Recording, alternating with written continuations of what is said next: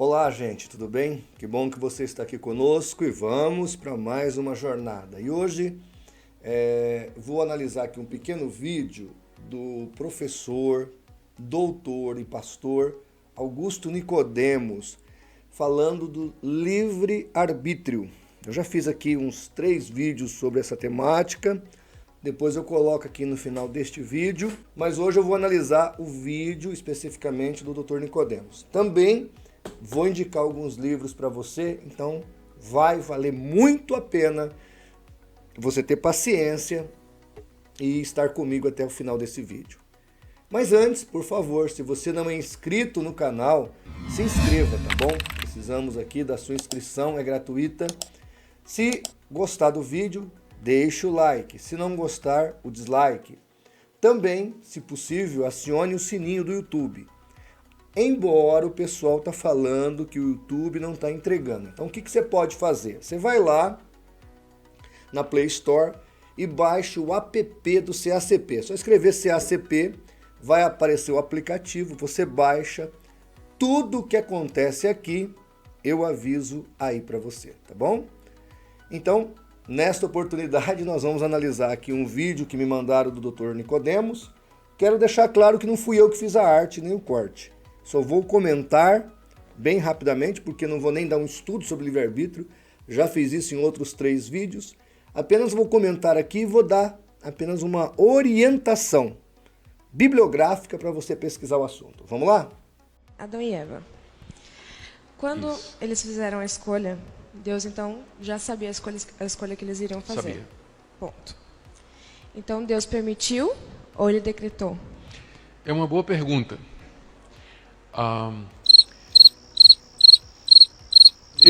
A gente não pode fugir do ensinamento bíblico de que aquela escolha de Adão... São as duas coisas, é isso aqui.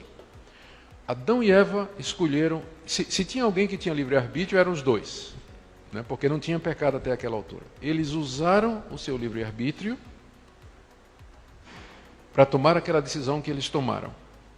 E ao fazer isso, eles estavam cumprindo o plano e a determinação de Deus. Mas eles fizeram isso. Como é isso aqui? Não sei. Aí que está o grande quê dos calvinistas, né? Eles não sabem o porquê, já que a equação não tem a vontade humana. Então, dentro do processo calvinista, não existe em nenhuma hipótese a vontade humana. O que o homem deseja, o que o homem requer, o que o homem pleiteia é irrelevante na equação calvinista. Logo, vai ter que acontecer a conclusão que ele deu aqui. Eu, disse Dr. Nicodemos, não sei por que Deus decretou a queda, né? Então vamos lá. Primeiro, é verdade que o calvinismo acredita que Adão tinha livre-arbítrio.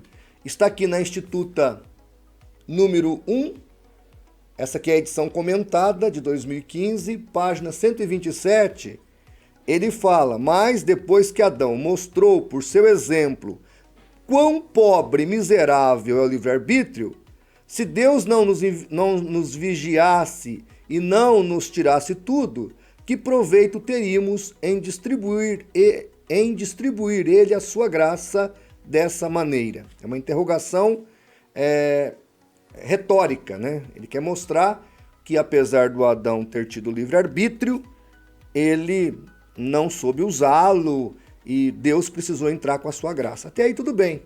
Mas já na Instituta número 3, ele vai se contradizer, porque ele vai deixar claro que há 2 predestinação.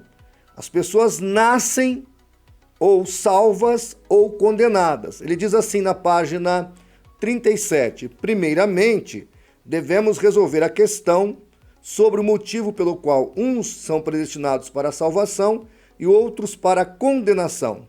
Depois é preciso demonstrar como o mundo é governado pela providência de Deus, visto que tudo o que se faz depende da sua ordenação e do seu comando. Então aqui Calvino vai dizer, e ele vai tratar nesse capítulo aqui sobre a predestinação, ele vai mostrar que tudo, absolutamente tudo, está determinado, está definido antecipadamente por Deus. Então nada que acontece sem o decreto. Logo, todos nascem salvos ou nascem perdidos. Não há a participação humana dentro deste contexto. Também, eu tenho aqui mais algumas citações de Calvino, mais duas que eu quero ler para você.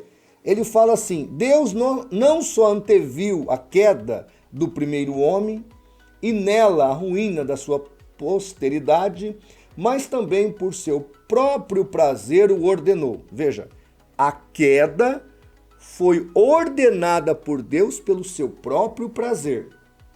Continua João Calvino. Embora sua perdição de tal maneira depende da predestinação divina, a causa e a substância dela, a perdição, estão ambas neles homens. Portanto, o homem cai porque assim ordenou a providência de Deus. No entanto, cai por sua falha. É aquele bam, né, que não dá para entender. Deus determina, o homem cai porque Deus determinou que ele ia cair, mas aí depois que ele caiu é culpa dele. Então Deus fala, você vai cair. Aí o cara cai.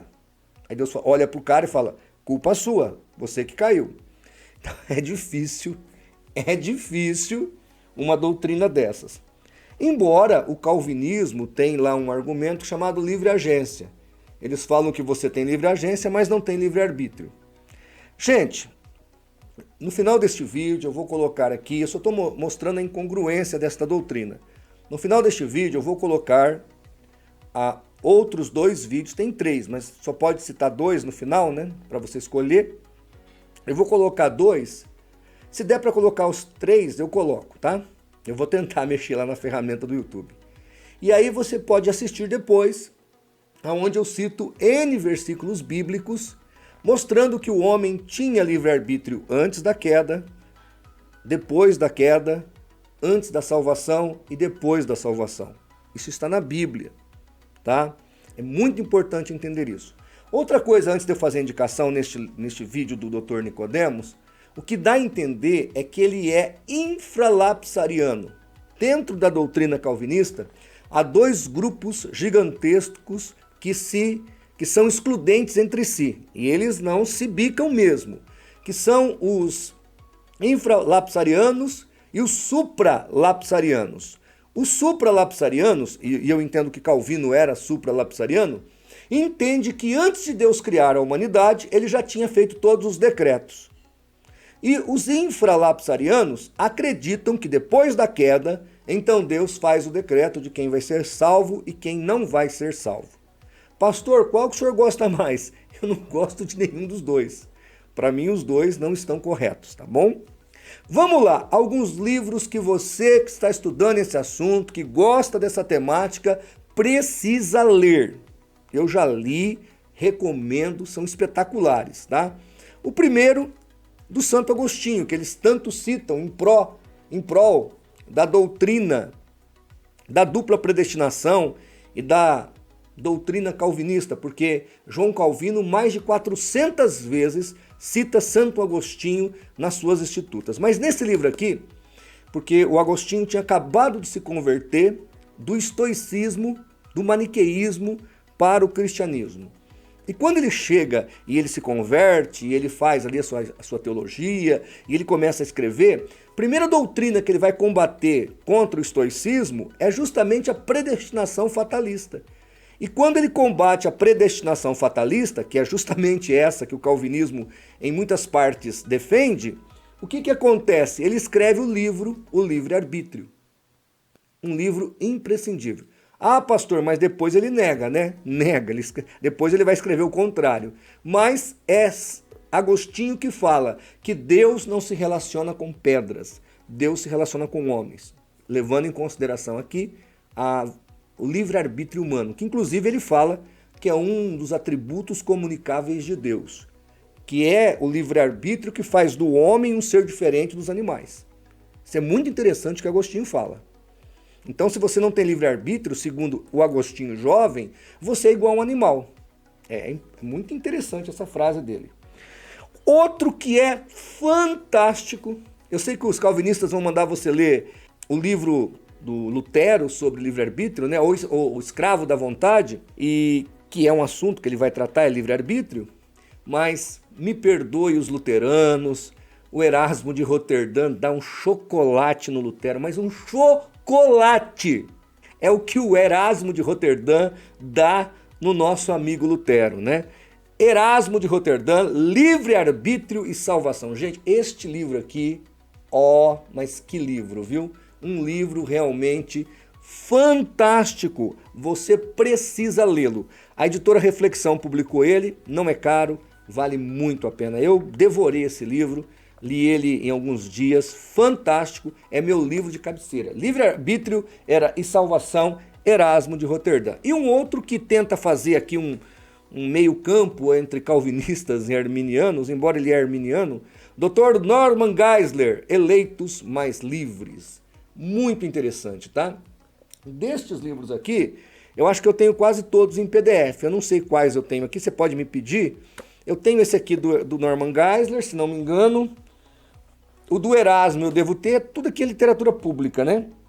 E do Agostinho eu tenho. Eu devo ter os três em PDF, mas se você puder comprar, um é da editora Vida, do Norman Geisler, não sei se ainda tem, o outro é da Paulus e o outro é da editora Reflexão. Eu, se eu fosse você, compraria, porque é gostoso grifar, marcar, ter o livro. Se precisar, pastor, não tem dinheiro, quero estudar. Então entre em contato que eu te mando os PDFs, tá bom? Gente, não é por isso que eu não gosto do Dr. Nicodemos. Eu pararia para assistir uma palestra dele até sobre livre agência, não tem problema. Até para eu discordar dele, eu queria ouvi-lo. Ele é um homem de Deus que tem, infelizmente, uma concepção, ao meu ver, equivocada. Foi a primeira teologia que ele encontrou e ele acreditou nela e agora vai até o fim. Eu, como arminiano, wesleyano, não vejo problema o calvinista acreditar desse jeito. Não vejo empecilho à sua salvação. Não é isso que impede a salvação de um calvinista. O que eu acho é que o calvinismo pode levar a pessoa a um extremismo. E o extremismo calvinista pode trazer o ceticismo, como o arminianismo.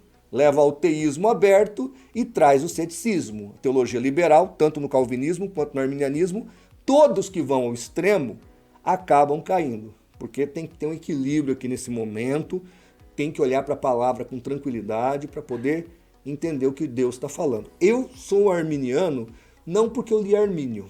Eu não sou arminiano porque a teologia me fez arminiano. Eu me tornei arminiano lendo a Bíblia, sozinho, 2 vezes. Pronto, entendi o arminianismo. Quando eu me deparei com a teologia arminiana, era aquilo que eu acreditava. Tá? E outra coisa, quem estuda a teologia arminiana não combate o calvinismo, os arminianos não combatem. Agora que eles estão fazendo por causa dos ataques que sempre nós tivemos dos calvinistas. Mas o arminiano não aprende as contradições calvinísticas. A gente não aprende isso.